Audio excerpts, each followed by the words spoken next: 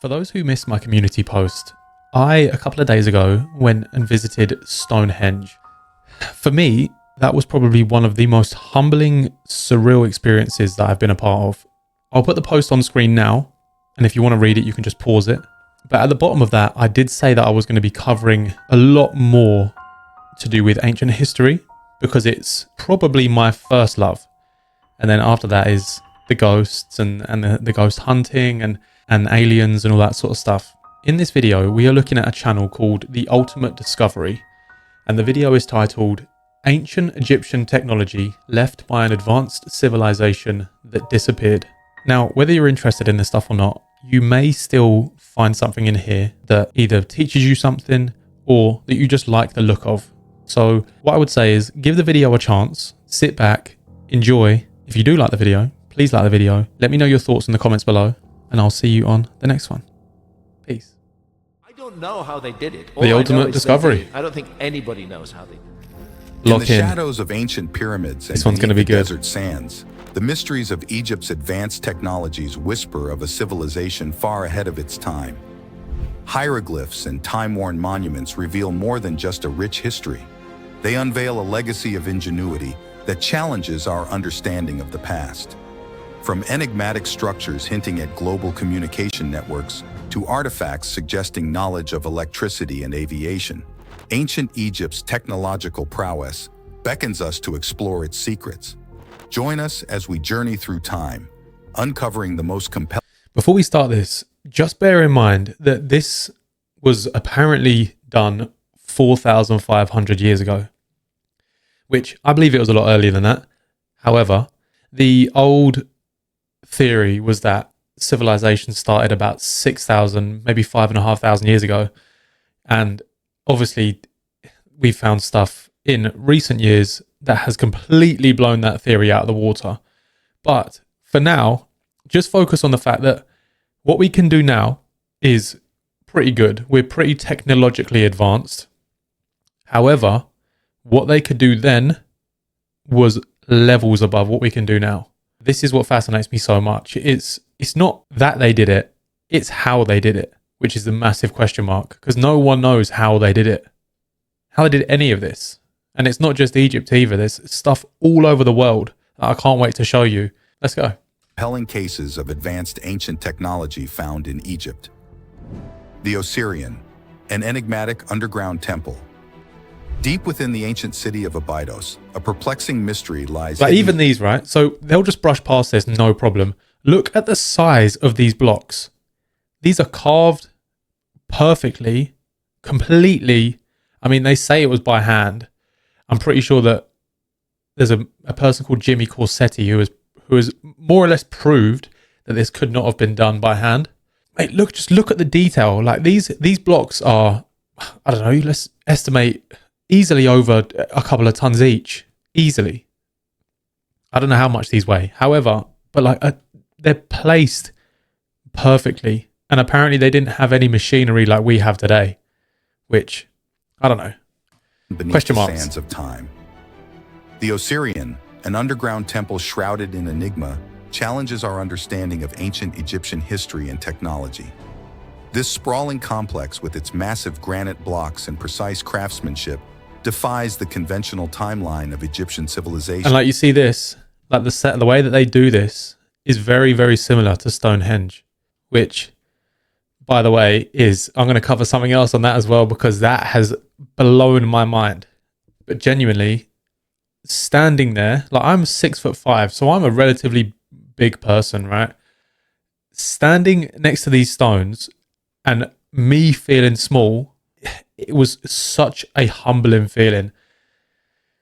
Like breathtaking, actually. I'm not even going to lie. And then I actually bought this really cool jumper as well, which says Stonehenge established 3000 BC. Call me sad, I don't care. I love it. Hinting at the possibility of a far more ancient origin.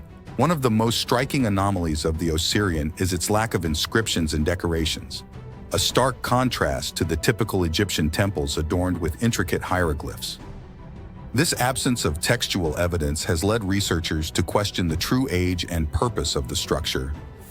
Could it be that the Osirian predates the dynastic period of ancient Egypt, serving as a remnant of a long-lost civilization? The precision and scale of the Osirians' construction are truly breathtaking. Massive granite blocks, some weighing up to 100 tons, form the core of the temple. These colossal stones were transported from the distant quarries of Aswan, over 200 miles away, and fitted together.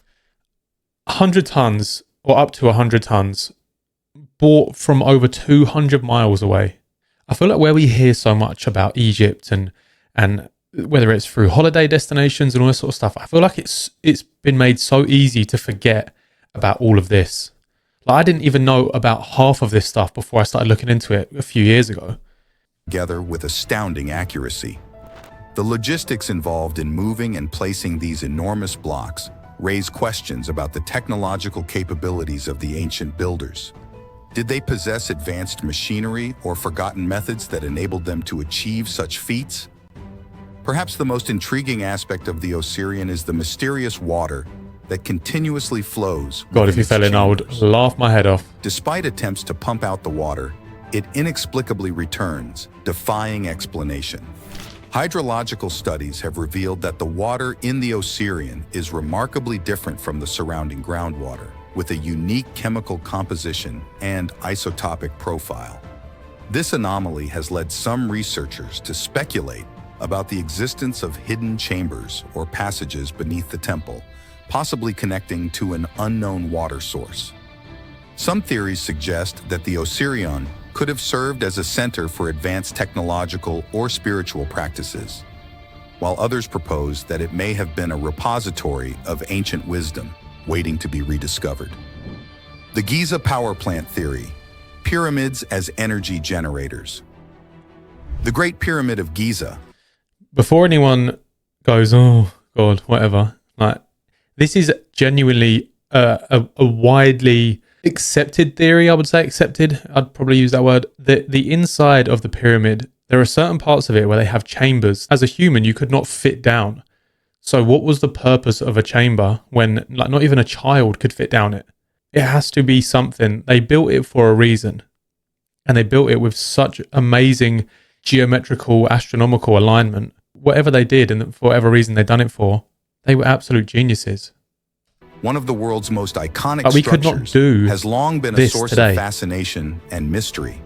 Standing at an impressive height of 481 feet and built with an estimated 2.3 million limestone blocks, each weighing between 2.5 to 15 tons, the pyramid's construction has baffled experts for centuries. However, some researchers suggest that the Great Pyramid was not merely a tomb, but an advanced technological marvel designed to harness and distribute energy. The precision and scale of the Great Pyramid's construction are genuinely astounding.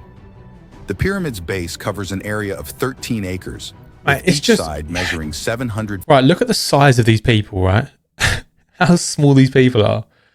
And then look at the... I mean, you still cannot fathom the scale and the size of this thing. I mean, I've not even seen it in person yet. I already know that when I do see it, it's going to absolutely blow my mind. However, if he doesn't go into that much detail on this, then I will do another video showing why and how the pyramid can be a power source. Because I've watched a lot of videos, I've done a lot of research, and there's a reason why it's so widely accepted to be this. It's honestly, like, amazing. 56 feet in length. The ancient builders achieved an extraordinary level of accuracy, with the average deviation from a perfect square being less than 0.1%. This precision, combined with the pyramid's unique interior design, has led some researchers to propose that the structure was built to generate and harness energy. One of the most compelling pieces of evidence for the Giza power plant theory is the presence of conductive materials within the pyramid. The Great Pyramid so they are going into a bit of detail. Several large granite beams, some weighing up to 70 tons, which are highly conductive. Additionally, the pyramid's inner chambers and passages are lined with highly polished limestone, which could have acted as an insulator. This combination of conductive and insulating materials has led some researchers to suggest that the pyramid may have been designed to act as a giant capacitor or battery. Another intriguing aspect of the Giza power plant theory is the potential connection between the pyramid, its underground chambers, and the Nile River. Some researchers propose that the pyramid's subterranean chambers and tunnels could have been part of a sophisticated hydraulic system designed to channel water from the Nile River and generate energy through the flow of water. This theory is supported by the discovery of a series of underground channels and shafts, some of which appear to be connected to the Nile. The Giza power plant theory also suggests that the pyramid's location and orientation may have been deliberately chosen to harness the Earth's natural energy fields. The pyramid is situated on a powerful vortex of electromagnetic energy, and its precise alignment with the cardinal directions could have allowed it to channel and amplify this energy. Obelisks, potential energy. That's one point, he just kind of skipped over it. The pyramid is perfectly aligned to magnetic true north within 360ths of a single degree or something like that. It's like less than a human hair in error. Mind-blowing. Transmitters. The ancient Egyptian obelisks, monolithic structures carved from single blocks of granite and reaching heights of up to 100 feet, have long been admired for their beauty and precision. Often associated with sun worship, these towering monuments have captivated the imaginations of countless generations. However, some researchers suggest that obelisks may have served a far more practical and even technological purpose, potentially acting as energy transmitters or components in a larger, interconnected power grid. The scale and precision of ancient Egyptian obelisks are truly remarkable. This was an unfinished one that was left on the ground. The Lateran obelisk in Rome stands at an impressive 105 feet tall and weighs an estimated 455 tons. The process of quarrying, transporting, and erecting these massive monoliths would have required advanced engineering knowledge and sophisticated tools. Some researchers propose that the ancient Egyptians may have used techniques such as acoustic levitation or even anti-gravity technology to move and position these enormous stones.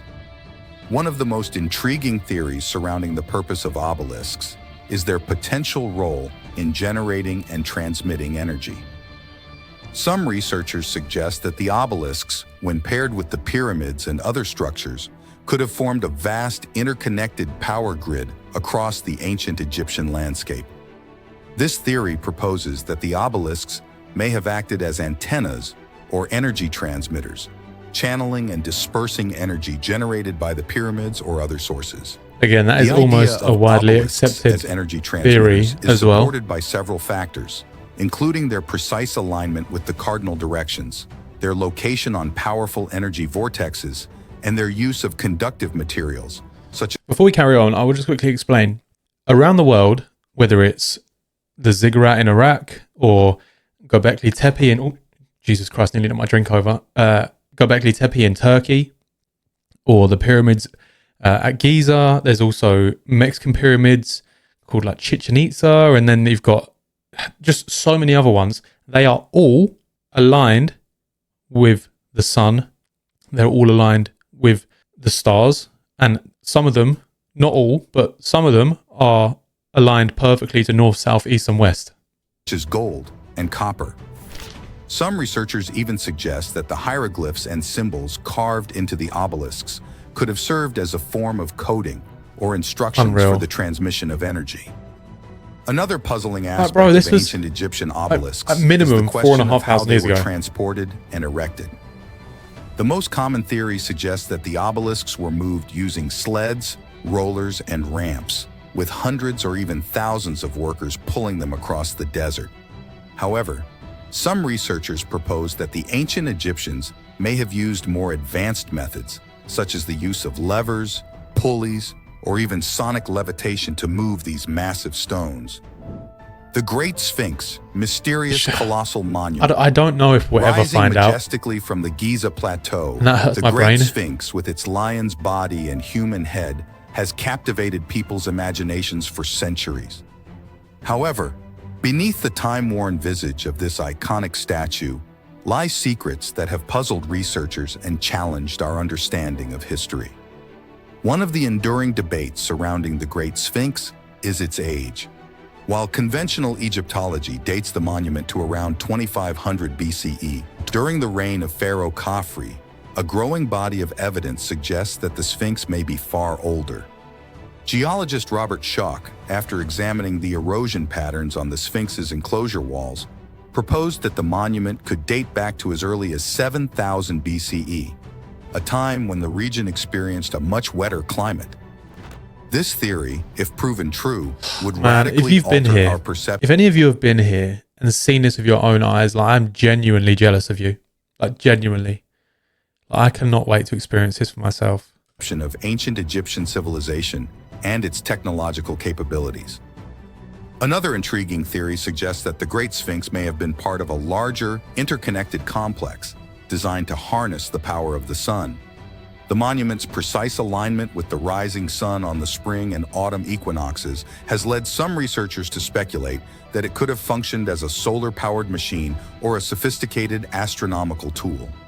The presence of a complex network of chambers and tunnels beneath the Sphinx, revealed by seismic surveys, further fuels this hypothesis, hinting at the possibility of hidden mechanisms or energy-harnessing devices.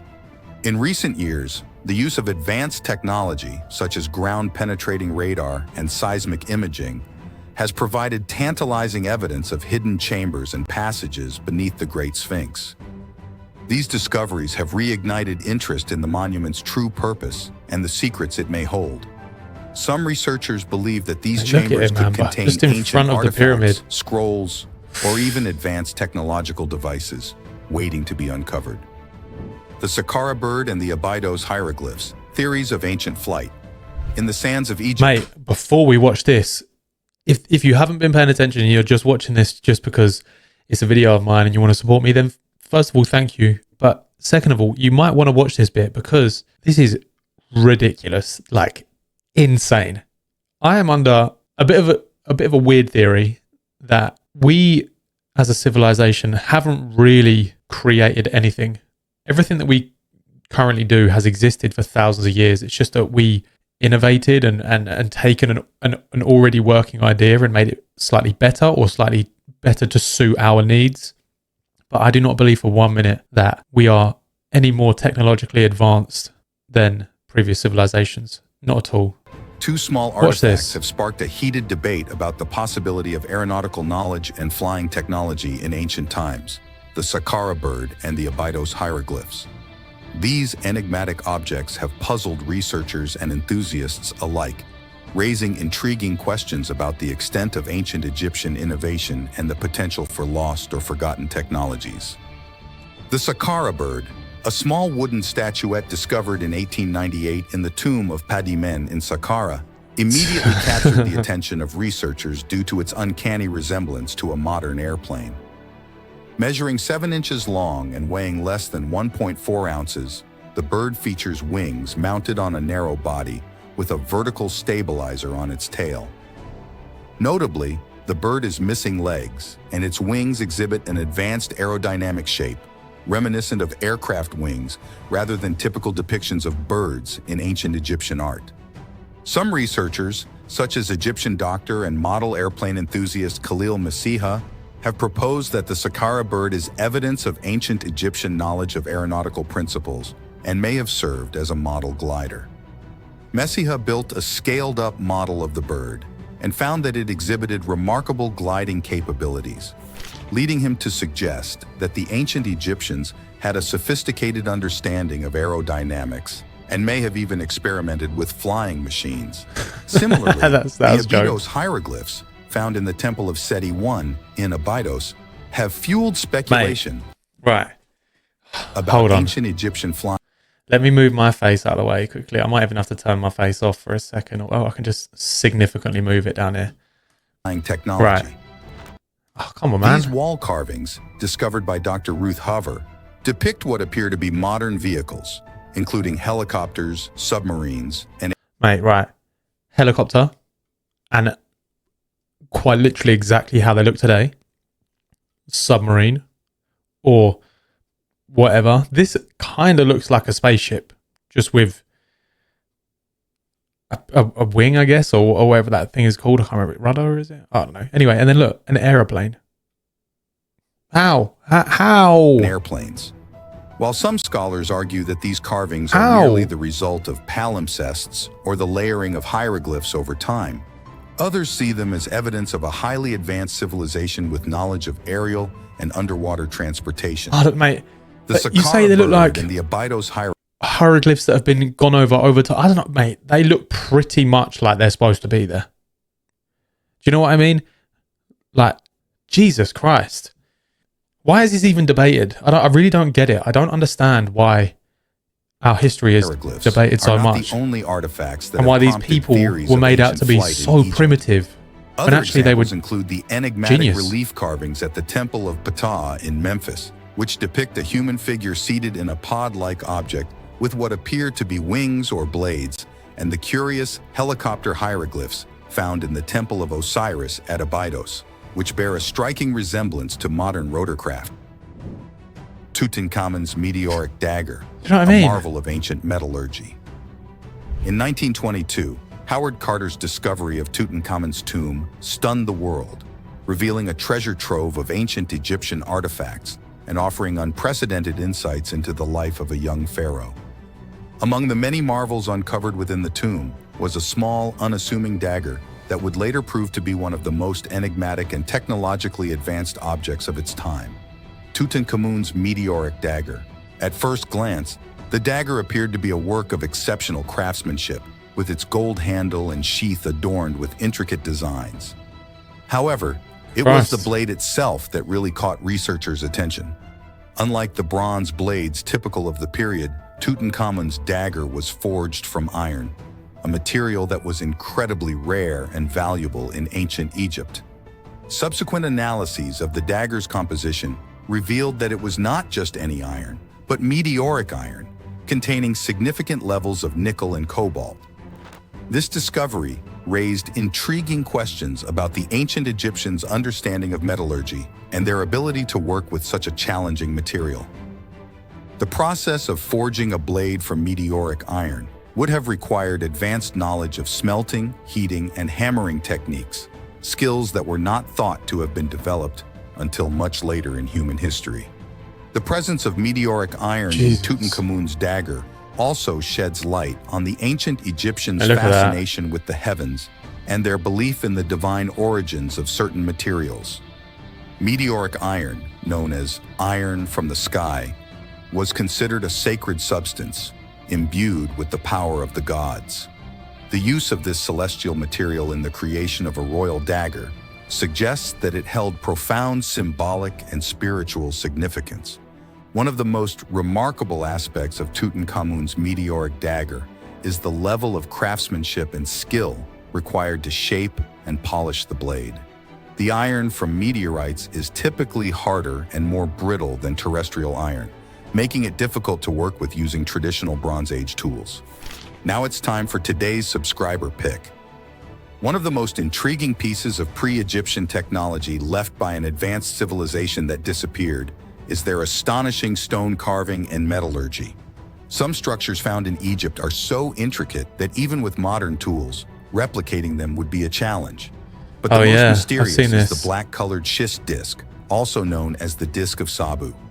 This meticulously crafted stone object features a design strikingly similar to modern machinery. Measuring approximately 2 feet in diameter, the schist disc is made from a fragile stone called metasiltstone, or schist. Its precision and complexity are remarkable. The disc features 3 equidistant curved lobes separated by small drill holes and a central hub with a thin hollow tube. The thinness of the lobes and overall delicacy has puzzled experts, as the required tools and techniques were thought beyond ancient Egyptian craftsmen. Intriguingly, the schist disc resembles modern-day impellers, a key component in centrifugal pumps and turbines. This has led some researchers... And when they say small drill holes are great and they're very easy to do, but not when you don't have a drill. Honestly, the more I watch this stuff, the more I realize that I don't know. to propose that the disk could be part of a larger, more advanced mechanism. Frustrating. Possibly used for irrigation, water management, or even energy generation. What are your thoughts on this? Let us know in the comments. The Dendera light, evidence of ancient lighting technology. In the Hathor Temple at Dendera, Egypt, a series of enigmatic carvings have sparked a heated debate about the potential use of electricity in ancient times. These reliefs, dating back to the Ptolemaic period, they look like depict what bulbs. appear to be light bulb-like objects, complete with snake-like filaments and lotus-shaped bases. The Dendera light reliefs show figures holding aloft. Sorry to keep pausing it, but one thing I will say, not only are there these carvings of what look like light bulbs, but inside the Great Pyramid, in fact, it might even be all the pyramids. I can't remember what the exact one, but they did not find any evidence of soot or like residue from what you would do if you're holding like a fire torch, you know what I mean? To be able to see. They did not find a single shred of it, which means, how did they light their way? How did they do it? Because even if it was a flame encased in something, there would still be soot or some form of residue left over. Go back to it again. Mind blown. I don't get it. Large, elongated objects that bear a striking resemblance to modern-day light bulbs. The objects are depicted with snake-like forms inside, which some researchers interpret as filaments.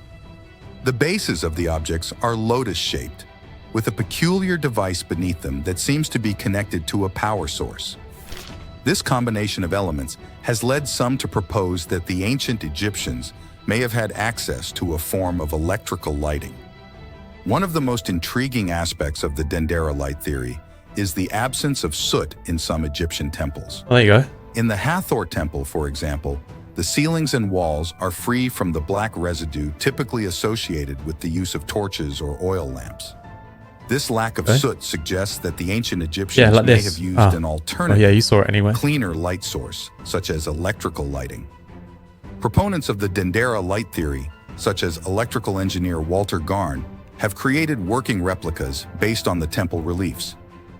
These experiments demonstrate that a device similar to the Dendera light could produce a viable, if dim, light source. However, skeptics argue that the reliefs are merely symbolic representations of mythological scenes, and that there is no concrete evidence of electrical lighting in ancient Egypt. One thing I will say, again, I keep saying that, one thing I will say, I've said a lot of things now. For those of you who think they did not have electricity because blah, blah, blah, blah, blah, it wasn't discovered or invented or whatever until thousands of years later, more in sort of our history. But in these sort of times, in Baghdad, they had this thing which was called the Baghdad battery, which has actually been found to be a working battery. So did they have electricity? Did they not? No one really knows. However, the technology was there. Just, mate, one day we will find out. The Serapeum of Saqqara, enigmatic granite boxes and precision craftsmanship. Deep beneath the shifting sands of Saqqara, an ancient necropolis near the famed Step Pyramid, lies a perplexing marvel of engineering and craftsmanship, the Serapeum. This subterranean complex, a labyrinth of tunnels and chambers, is home to 24 colossal black granite boxes, each weighing up to 100 tons and displaying a level of precision that defies explanation.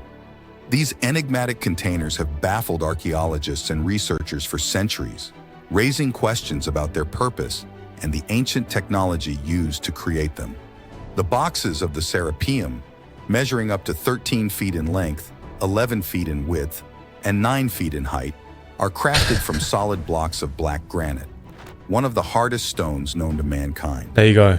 The precision with which these boxes were cut and polished is astonishing, with perfectly flat surfaces, precise 90-degree angles, and intricately fitted lids.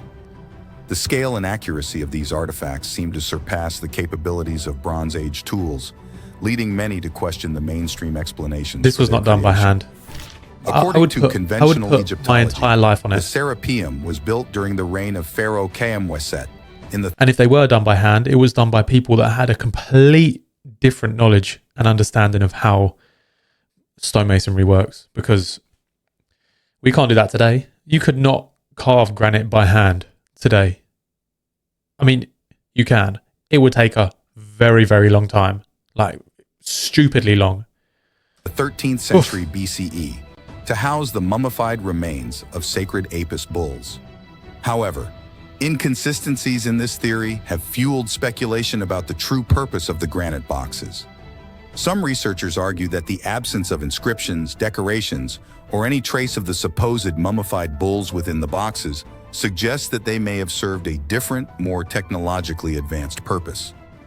The questions surrounding the Serapeum extend beyond the boxes themselves.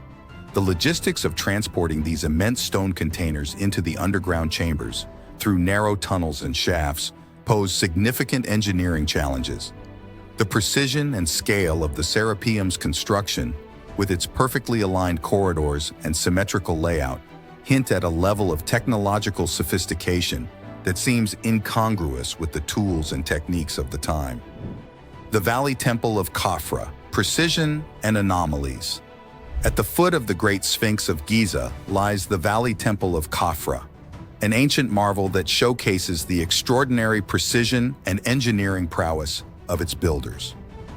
Constructed with massive limestone blocks weighing up to 150 tons and faced with polished red granite, this temple has endured for thousands of years, bearing witness to the rise and fall of civilizations.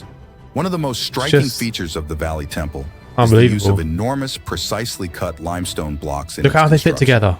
These blocks, some of which measure up to 18 feet in length and weigh as much as 150 You can't get a piece of paper. Transported from quarries located miles away and fitted together with such precision that a thin blade cannot be inserted between them. The level of accuracy achieved in the cutting and placement of these blocks is astounding, especially considering the tools. Look, mate. How? Like, look at the way that the curve and techniques believed to have been available at the time. I don't know what to say. Another puzzling aspect of the Valley pure Temple amazement is the presence of advanced engineering techniques, such as the use of square sockets and projecting bosses to secure the granite-facing stones to the limestone core. These methods, which are not found in other ancient Egyptian structures of the same period, suggest that the builders of the Valley Temple possessed a sophisticated understanding of construction principles and had access to advanced tools and technologies. Despite its impressive construction, the Valley Temple is curiously devoid of inscriptions or decorations, unlike most other ancient Egyptian temples. This lack of ornamentation has led some researchers to question the temple's true age and purpose.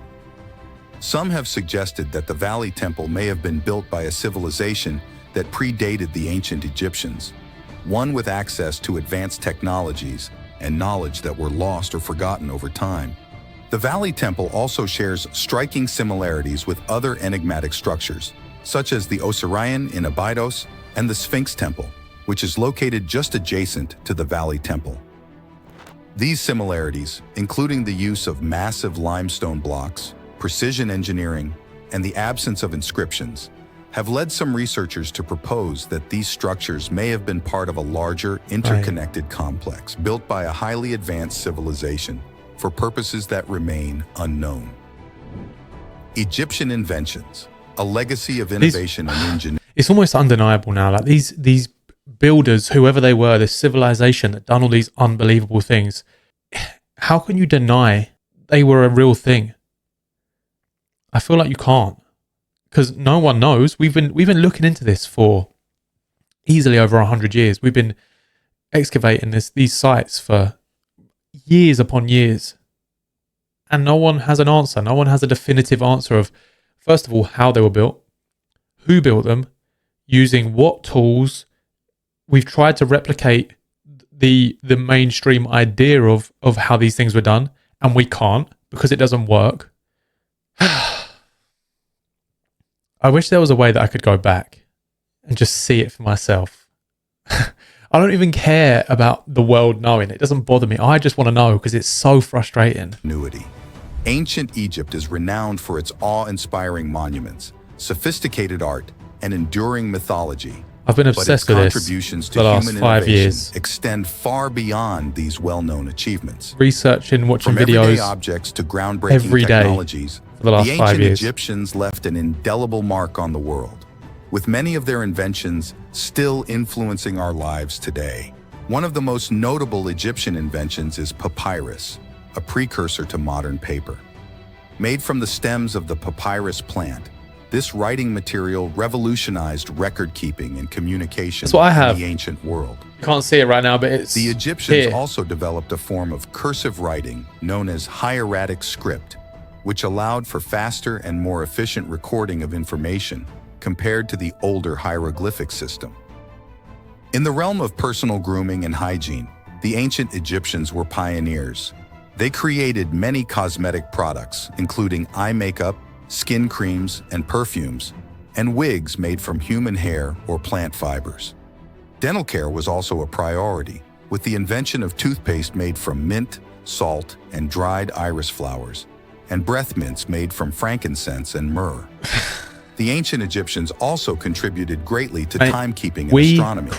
They developed the 365-day calendar, which was based on the lunar cycle and the flooding of the Nile River. They also created sundials and water clocks, which allowed for more accurate tracking of time throughout the day. In addition, the Egyptians were skilled astronomers with a deep understanding of the movement of celestial bodies and their influence on agriculture and religious ceremonies. In the field of engineering and construction, the ancient Egyptians were truly unparalleled. They developed sophisticated surveying and leveling techniques, which enabled them to build the pyramids and other monumental structures with incredible precision. They also invented the ramp and lever, which allowed them to transport and position massive stone blocks weighing several tons. The ancient Egyptians also... The only problem is with that... Okay, let me say that again. The only problem is with that theory about the ramps and all that sort of stuff. I believe that they did use them. However, to build the pyramid, it has almost been debunked. You could not have used a ramp to get to the top of a 481 foot high monument. It wouldn't have worked. Like, literally would not have worked. Made I can't remember the maths behind it, but it's pretty much been debunked. They developed the Shoutout, a type of water lifting device that made irrigation more efficient, and the Nilometer, a tool used to measure the water level of the Nile River during the annual flood season. This allowed them to predict the success of their crops and plan accordingly. They were also pioneers in medicine and healthcare. They developed a variety of medical treatments, encompassing surgery, herbal remedies, and even prosthetic limbs. They established medical schools, known as houses of life, where aspiring physicians could hone their skills and contribute to the ever-evolving body of medical knowledge. Egyptian physicians possessed a remarkable understanding of anatomy, trauma, and treatment, as evidenced by groundbreaking discoveries such as the Edwin Smith papyrus. This medical text, dating back to 1500 BC, systematically documents 48 cases of traumatic injury to various body parts. It meticulously details the closure of wounds with sutures, the prevention of infection using honey and moldy bread, and the immobilization of fractures using splints and bandages fashioned from linen and wood. Other ancient papyri, such as the Ebers and Kahun, delve into a wide range of medical topics, including gynecology, fertility, contraception, intestinal disease, and more. I'm sorry, but while many remedies involved magical incantations, the Egyptians' empirical observations of illness were remarkably sophisticated for their time. 3,000 to 5,000 years ago. The Djed Pillar, an enigmatic symbol of ancient Egypt. Amidst the countless wonders and mysteries of ancient Egypt, the Djed Pillar stands as a timeless symbol, its true meaning and significance shrouded in the mists of time. This enigmatic emblem, often associated with the god Osiris and the concept of stability and regeneration, has captivated the minds of researchers and enthusiasts for centuries. At first glance, the Djed Pillar appears to be a simple, stylized representation of a column or pillar, with 4 horizontal bars or capitals stacked atop a vertical shaft. This design, while seemingly straightforward, belies a deeper complexity and potential significance. Some researchers have noted the striking resemblance between the Jed pillar and the later diagrams of Nikola Tesla, the brilliant inventor and pioneer of modern electricity. Tesla's designs often featured a vertical column with horizontal plates or coils, bearing a remarkable similarity to the ancient Egyptian symbol. This resemblance has led some intrepid researchers to propose a fascinating theory. Could the Jed pillar be a representation of an ancient Egyptian understanding of electricity and its potential applications? While mainstream Egyptology has long interpreted the Jed pillar as a purely religious or mythological symbol, the idea that it could encode scientific knowledge is not as far-fetched as it may seem. Some proponents of this theory point to the use of the Jed pillar in ancient Egyptian texts and artwork, where it is often depicted in association with the concepts of power, energy, and the life-giving force of the universe. They argue that these associations could be interpreted as metaphorical references to the properties of electricity, with the Jed pillar serving as a symbolic representation of this invisible yet omnipresent energy. Others have taken this idea I want to speak that more. The ancient Egyptians may have I just have nothing to say the power because of electricity in their temples and monuments. Speechless. They point to the presence of highly conductive materials, such as gold and copper, in the construction of these structures, and the peculiar layout and orientation of certain chambers and passages, which could have served to channel and amplify electrical currents. Thanks for watching, and we'll see you in the next one. Oh. Wow. Guys, I genuinely hope that you enjoyed that, or at least you could take something away from it, because I'll be honest, this is probably the direction that my content is going to be going in. I'm still going to be doing the ghost stuff because I love it. I'm still going to be doing some of the alien stuff because now we know that they've said that aliens are real and they exist and they have technology that surpasses anything that we have. Maybe there's a conversation that needs to be had about our ancient history and aliens, considering there is several, and by several I mean there is a lot of text, cave paintings, stone carvings that depict a disc shape coming from the sky and interacting with humans. Maybe it's time to have the conversation that there could have been a help, or at least whether it was material or with how we moved these blocks. No one knows. But the point is, there is so many written and painted evidence to say that they had conversations and interactions with beings that aren't us. It's crazy.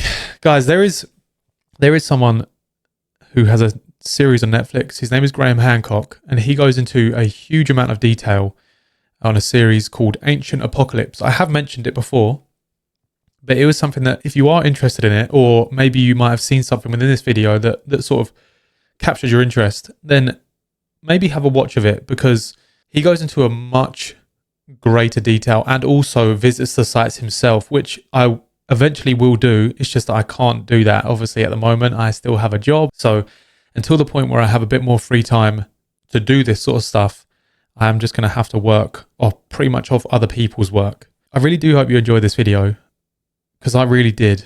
And it's something that has been some would say unhealthy obsession of mine for quite a while now. And I didn't really think that I would do content to do with this, just purely because there's so many people doing it, and two, it's kind of niche in a way. Some people don't really care, which is fine. It's not an issue whatsoever, but I really do. And I really like the idea of finding out where we came from and just where these humongous structures came from and who built them, like Stonehenge. Stonehenge, in comparison to the pyramid or the pyramids, is so tiny, but actually it's not, when you think that these massive several ton blocks, some of them up to 30 tons, were transported tens of miles, some of them hundreds of miles, to be put in this one location that perfectly matches astronomical alignments. I could talk about this forever. I'm not going to, but guys, if you did like this video, please do me a favor and like the video. Comment below what your theories are. Where do you think we came from?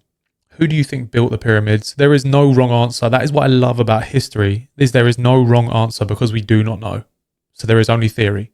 If you like the video, like the video. I'll see you guys on the next one. Peace.